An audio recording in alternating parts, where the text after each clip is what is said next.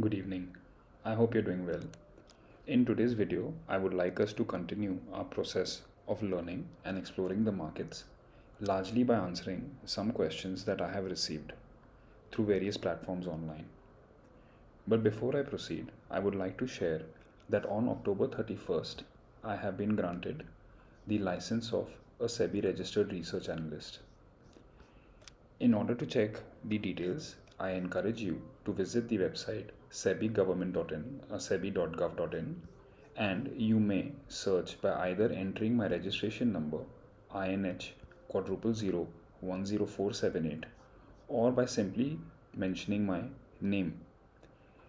Here you will find the details other than the YouTube videos of how you can contact me and reach out to me for any research advisory services. So let's begin. I have listed out some of the interesting questions that I have received and grouped them in this presentation. The questions that I have grouped, I have received several queries. The questions that I have received can be categorized under the framework of value system or ethics. And in this regard, I would like to first share the question and then give my answer, which may help you in your studies of the market. So, the first point I have already shared, that I have on October 31st acquired a research analyst license, and this allows me to offer a fee-based buy-sell recommendation service. The next point that I would like to share in today's video is a question that I have received on Twitter.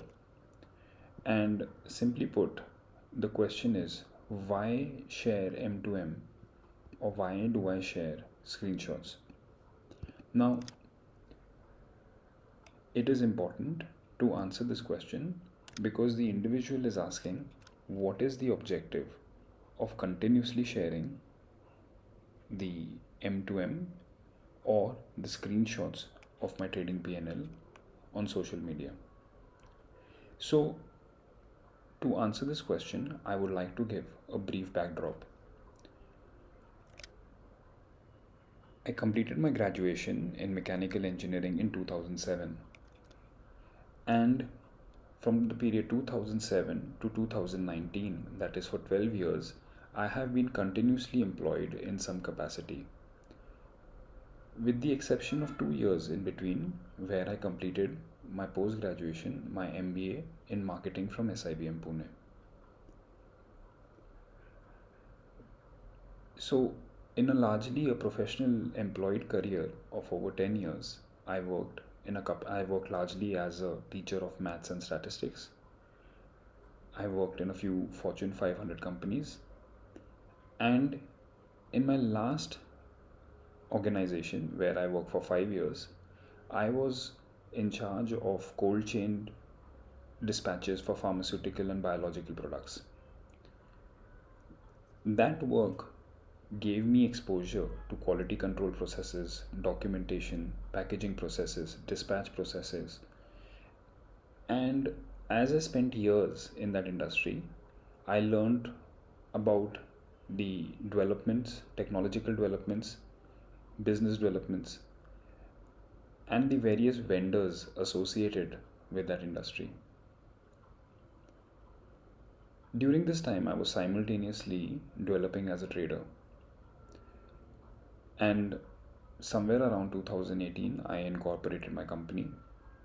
I was still working in a full-time capacity at the time I incorporated the company. And the reason why I mention this point is because a lot of people have asked me, should I quit my job in order to pursue a full-time trading career? And here, before I answer this question, that why do I share M2M screenshots, I will digress for a moment and say no. You need not quit your job in order to pursue a full-time trading career. In fact, 99% of all full-time traders today were employed in some capacity in the past. In other words, it is reasonably safe to assume that being an employee is almost statistically proven to be an essential prerequisite to being a trader. It does not mean that if you are naturally from a business background that you cannot be a trader, but if you look around and see the best fund managers in the world, or the people in the world who are managing a lot of money ranging from few crores to few thousand crores, are essentially employees. So there is something causative about employment and the eventual shift towards being a professional trader. So it is possible to think of the problem in this way: should I stop an active income source in order to replace it by a potential income source through trading? Or should you stop an active income source only when you are reasonably certain that through trading you have created a consistent income source despite the variances it might have? What could be the extent of variances? What impact these standard deviations of your earnings have on your health, on your life, on the way you and your family conduct yourself, is so subjective that it obviously becomes difficult to assess the impact. But a part of that volatility, a part of that movement is captured when I am uploading my recorded screen recordings of the day's trading activity that some of you are consistently seeing. This does not answer the key question as to why do I share this. And here, touching back on the point that I have been working in the packaging industry during the formative parts of my professional career, logically, I created contacts within that industry. Since I was working in the pharmaceutical industry in general, some of my networks were from that industry. But since I wanted to move in the domain of trading and investment, the question that I asked myself was, how do I tell people that I do this work? It is very difficult to stop something that becomes your identity and to start something, because regardless of the skill, you still have to go through the process of identity creation.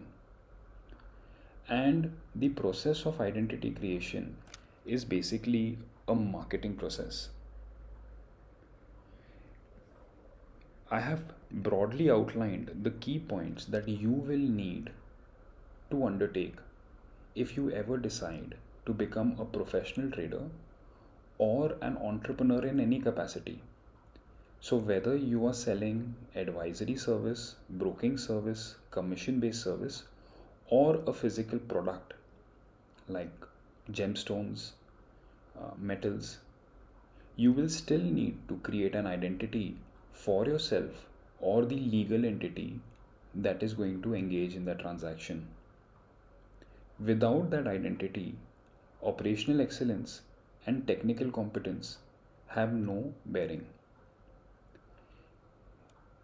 So creation of identity is a compulsion for any entrepreneur or any individual who starts out their own business. How they choose to go about doing it in itself demonstrates the temperament, the attitude, outlook of the individual. In my case, I believe I work or channel most of my efforts towards trading. Creation of content is not my core activity. Therefore, what I prefer to do is to simply document what I do and share what I document with people for fixed durations of time, so as to first create an identity, which means that today, after 4 years of doing this, no one calls me up to ask me for a vendor or a custom handling agent. Today, anyone, whether it is my friend, family member, or any individual I interact with, they ask me something related with the markets. And this is because of following the process of creating brand identity. The next step, of course, is to create an awareness. And once the identity is created that we are in the domain of equity investments and derivative trading, the awareness is now throwing light on the specifics of what it is that we do. And while currently there could be multiple trading accounts, trading systems, and trading methodologies that are deployed, by showcasing one of those accounts, I believe that an astute viewer can extrapolate as to in which direction the trader is headed. The repetition of content, like I mentioned, for a fixed duration is only to capture recall. The idea is that if I share a video that captures my trading activity for the day, you as a professional trader experience the exact same day in the market. Now, what did you do today? If you see the video that will subsequently be uploaded by my colleague, you will notice that in today's video I booked a loss on Nestle. I shorted Nestle future and I booked a loss on Nestle. What did you do? Did you short Nestle? Did you go long on FMCG? Did you trade at all? By drawing a comparison on behavior in the market, I believe that we are laying grounds for a huge database for the astute student to study in the future. So I will explain that. So I mentioned that in today's video, I booked a loss on Nestle. So I will just take you towards Nestle chart. So here we have the Nestle India chart, and I have the 60-minute or the 1 hour time frame. And the reason I have this time frame is because even though we do our analysis on monthly and weekly, the actual trading activity is happening on the hourly. Now, if we look at this chart, what is the impression of the trend that we get? So we have to be fair. This is how I was seeing this chart, because I took the trade today, which meant that I planned for the trade last night, and this is how I am seeing this chart. Now, if we are seeing a chart, we can clearly see that the uptrend earlier from the period 17th to 27th resolved as a range from the period 27th all the way up till perhaps 16th of November, and this range was broken on the downside, which happened from the 16th 17th November and continued right up till perhaps one could argue yesterday, that is 28th of November. So just using a few tools to highlight key points. So say for example, I just take an arrow and just focus on the lows, and you will notice that generally this has been moving up till here. Next, I will take a rectangle, because once this low got created, this low was held for quite some time, so we know that it is here, and also we can see this pattern in the high, so we know that this is the range. I will just choose a modest color. So we have this range, and then we'll select the arrow again, because we know that this range resolved to the downside. Now, as a trader, you could simply see that this here, so if you just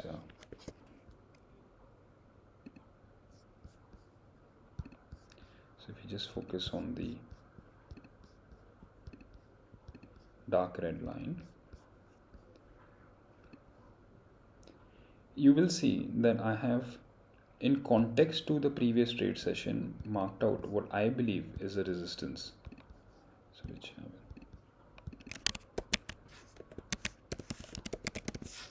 And so right here, I'm looking at a resistance. I also know that this security has created a lower bottom. This is right here.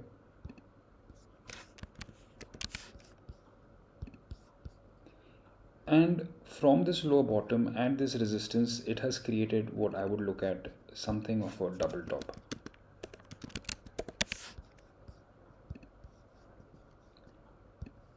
Now, so what happened from this period where the cursor is marked, that is from 17th of October all the way up till 27th of October, is now no longer applicable for the context of this trading. What further happened from the period 27th of October all the way up till 17th or 18th of November is also no longer applicable for the context of this trading.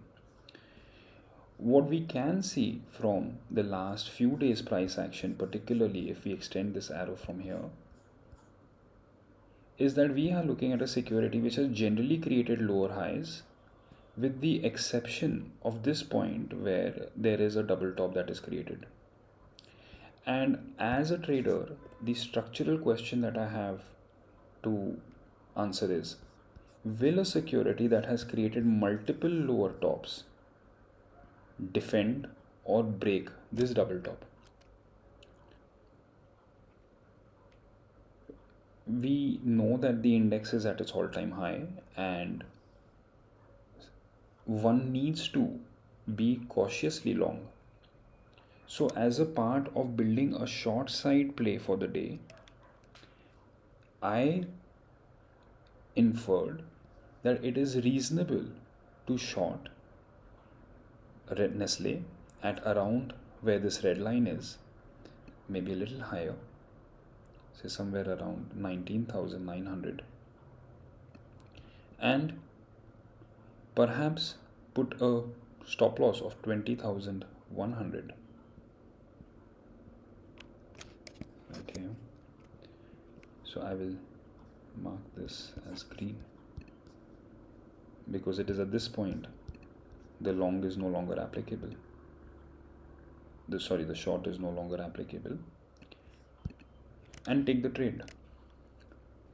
So this is the plan which is created a day before the market, and the key trigger for this plan is the creation of a double top, and the low that was preceded this was a lower bottom, which I have just erased. Now, based on this information, let us see how the day panned out. So the morning began first with a gap down and a clear test of the resistance, and it is here that we get traded. The next hour is a clear green and we are waiting. Now already we are seeing that it is approaching the resistance, but it is not the stop loss, but it has not traded the stop loss, so we continue to hold, and then an hour later it trades, which means that it's a clean exit. Now this is what many traders would call an embarrassing exit, because after the entry, which means that after having looking at what we felt was perhaps a zone of confluence, which means that if we take this from here, if you basically focus here, and this time we mark this as red, we know that this region was a zone of confluence where for several hours the price traded. The price remained in this region for several hours, and logically we are going to short before the price enters in this range, because we want that even if it doesn't fall, it stays here and spends time for several hours. But instead it was as clean as it could get, and Nestle decisively broke this resistance only to come back in this region and close. So the question here is, would you have taken this decision? If you were seeing this, would you have shorted this stock or would you have longed this stock? I shorted 5 lots of Nestle to lose approximately 8,000 rupees per lot. Would you have traded this any differently? These are the questions that an astute student will attempt to answer.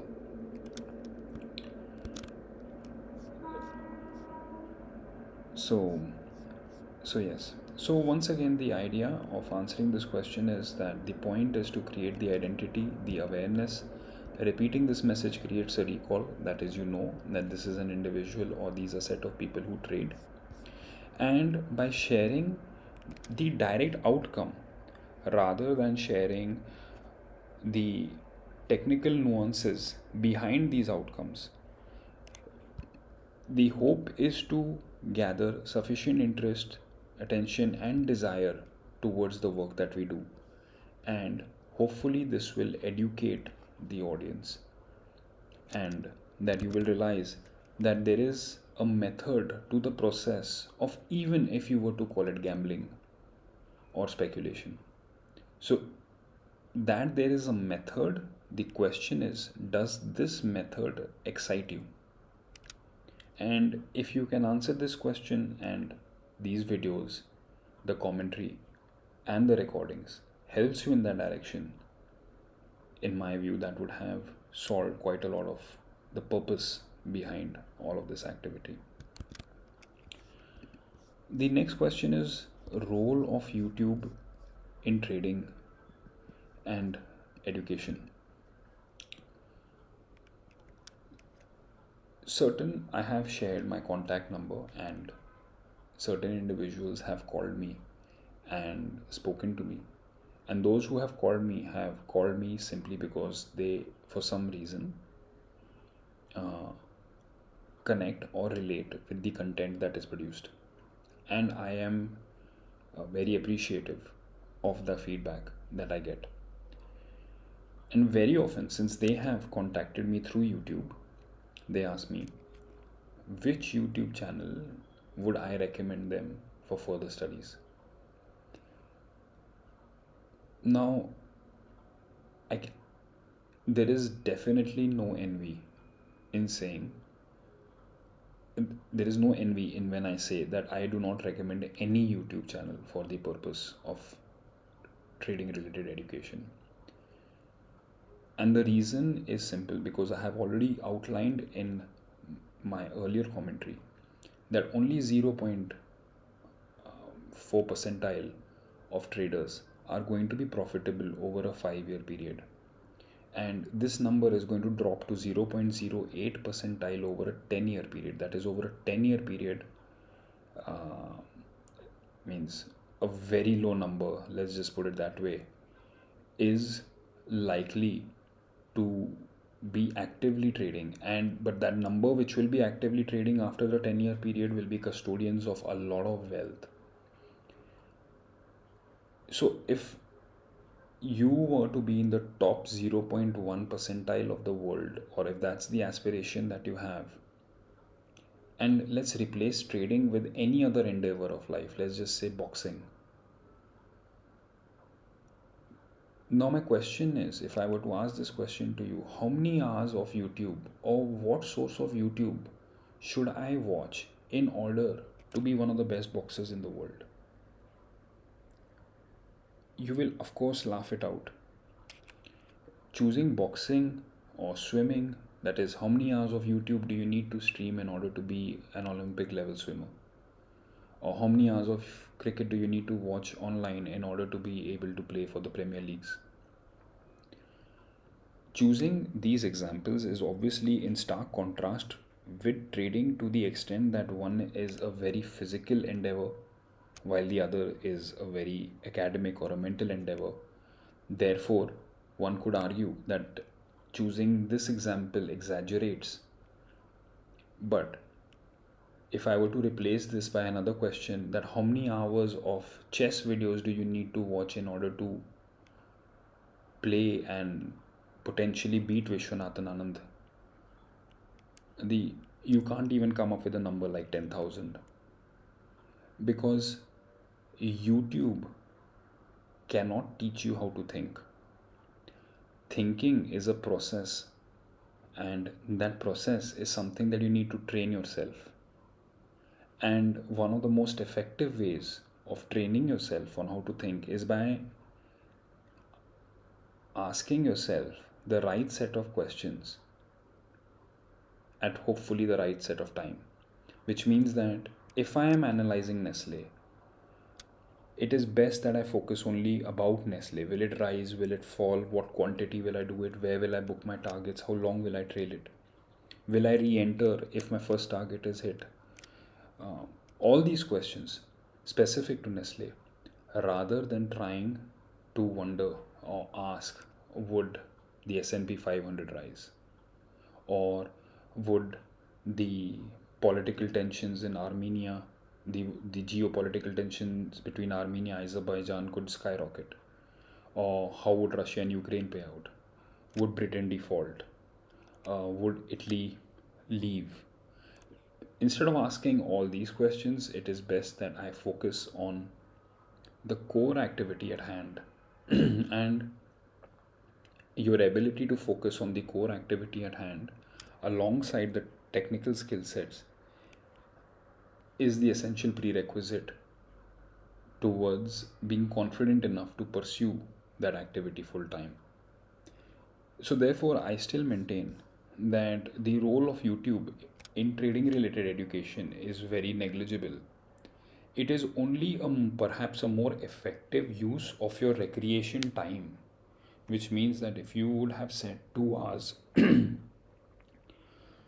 a day to unwind, and in those 2 hours, instead of streaming music or movies, you choose to stream trading related content, then yes, it is possible that on your recreation time is generating greater returns than someone else's recreation time who also wants to be a trader but perhaps is watching a football match, assuming everything else is constant.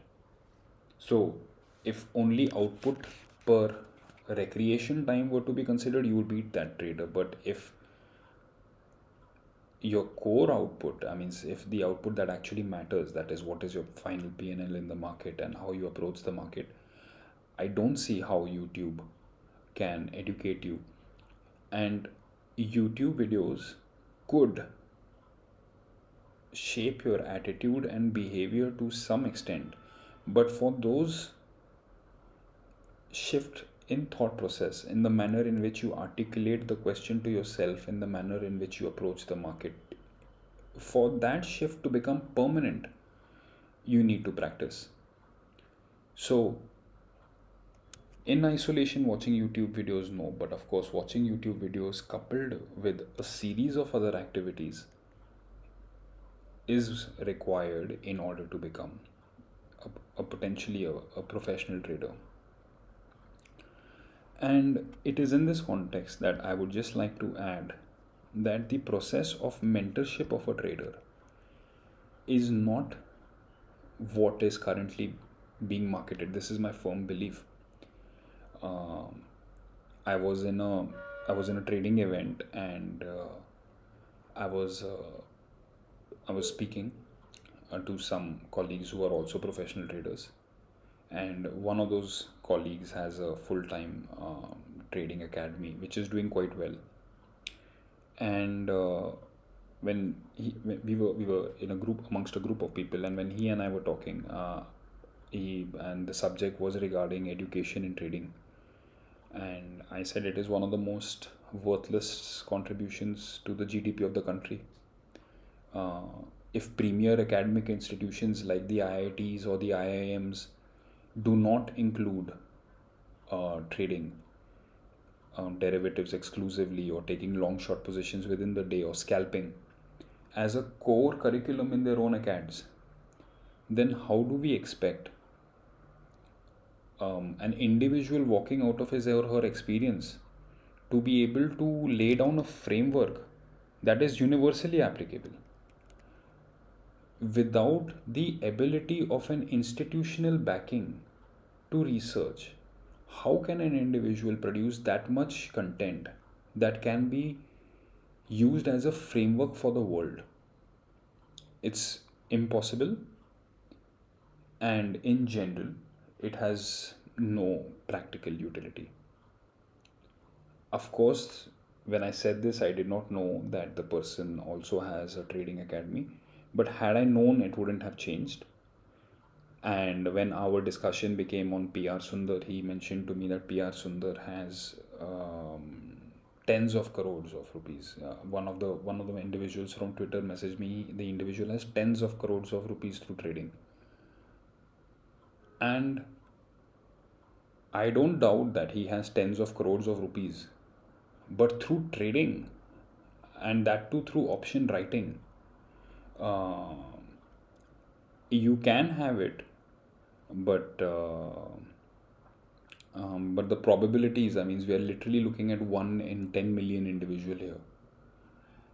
The probabilities are really low for that to be the case. So he could have made 10 crores, 20 crores, 50 crores, and he could have made it from the ecosystem related to trading, that is through trading education, mentorship, etc. But through outright trading, to be able to make 20 crore rupees in a year, 2 years, it is possible. But the real challenge here is, can you hold on to those gains? And that's the reason why I give the periods of 5 and 10 years, because in the short term, it's quite possible to get a very high growth rate, but to be able to sustain it after a time correction hits your account, it's altogether another story. So therefore, coming to this point, that the process of mentorship first requires the mentor to train the trader how to survive. I think that people overestimate their capability, and even if they don't, they certainly underestimate how dangerous the market is. So, which means that just because you are seeing a lush green garden, don't make the mistake of assuming that there are no snakes and scorpions in it. So it could be a beautiful place to be, but the place is structurally very hostile, and your positions are going to be ragdolled by other predators. And this is a known fact, a fact that is known even before you decided to enter the market. So just surviving and to basically lay down the framework for the student such that the student can survive in the market, you essentially need to know what the student is doing in the market. So, for example, if you were to take up any trading influencer, I think Shubhadeep Nandi is one, Abhishek Kar, perhaps another one, any of these trading influencers who have these mentorship or training programs. So, what's the first thing that they teach you? They say price action, or they say theta, gamma, delta, rho in options. This is the first thing that they teach you.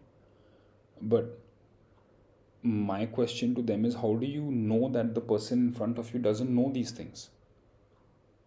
The chances are already there that an individual who has been trading for a year, 2 years, who has either earned or lost 5, 10, 15 lakhs, that individual almost certainly knows what a moving average and stochastic is. What is the take that you bring that is so disproportionately incremental that will change the student? So, by focusing your attention on teaching you that this is an evening star candle, essentially they are missing the forest for the woods, because the attention is supposed to be directed towards you surviving the first 3 to 6 months in the market.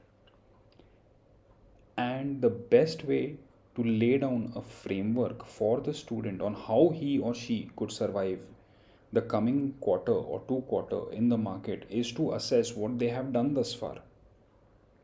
So if there is an individual with an absolute blank slate, like they have never traded in their lives before, they certainly don't need mentorship. They just need to start trading. and they need to create a data of their records which essentially captures their activity. And once this has been collected, only then can a more experienced trader come and say that, oh, you are an option writer and you're showing an accuracy of 80%, but the best option writers in the world tend to show an accuracy of 65%. Perhaps it is more, perhaps you're making the mistake of booking the profit too soon, and therefore you're getting these exaggerated accuracy readings. That kind of an input would only come from a trader to another trader who has been actively trading and is aware of what you're doing in the market, because the framework for a futures trader who is trading multi weeks is completely different from the framework of an option buyer or a seller who's trading the gap in the opening. But there are certain commonalities, and to make those commonalities relevant to the trader, the individual needs to go through a very structured, personalized process, because a broad framework which is universally applicable simply does not exist. At best, you could identify an individual or a process that you could adopt more easily compared to the others. That is not to say another process is not better, but perhaps it is just more tough for you to adopt that process or something. So, this essentially is the first element of becoming a profitable trader, is to survive as a trader. And the other elements related to system building, that is the technical stuff, only comes once you are following the framework that is laid in position for your survival. If you are following that framework, only then can we understand the technical build up. So for example, one of my students was using a VMAP, like a volume weighted moving average, and he said that the price goes above this, I buy. If the price goes below this, I sell. If the price is on this, I take a decision. Now, it's okay to use a VMAP. Now, he's asking me whether VMAP 10 or VMAP 20 or some. He's completely missing the point that when you are using a VMAP or a moving average, you are essentially making the claim that that particular security is trending. Now, how do you know that that security is trending can only be ascertained when a trend indicator is giving the confirmation that it is trending. Which means that if the same individual who's using a VMAP instead uses a VMAP only when the ADX is above 25, the improvement in the system will be significantly better. But do I tell this to the person the first day? Because what happens is that after you interact with the trader, your choice of indicators, your choice of variables starts changing. And we need to ascertain that yes, that if the person is trading, this person is using a MACD, if this person is using channels, your 5-day, 7-day channels, moving average channels, this individual is using bands or Bollinger bands or Kelter channels or moving average envelopes. So we need to assert what is the individual doing, and if you are a channel trader, your parameters of what is good trading technique is different from a trend trader. So a channel trader is going to buy the break of the channel. A trend trader is going to buy a reversion into the mean of a much wider channel. These are structurally different. Now, there's no point in saying which is the better system. The question is, are you comfortable buying the break or not? For example, I have personally always bought the break for several years till I started professional trading for clients, and it became very tough for them to buy the break. And gradually, I created another system in which I would buy a pull, and then I deployed both systems. And these processes are created based on availability of capital, based on the circumstances that you are in. So therefore, the objective of trading is to build a skill set that is so deeply entrenched that you could be trading regardless of the circumstances that you are in. And when you do this long enough, such that there is a certain degree of consistency and predictability about your behavior, um, and consequently the income, you may be able to take a decision of quitting trading and pursuing it full time. Regardless, I hope that today's video has been useful for you in some context. I wish you a good week ahead. Regards.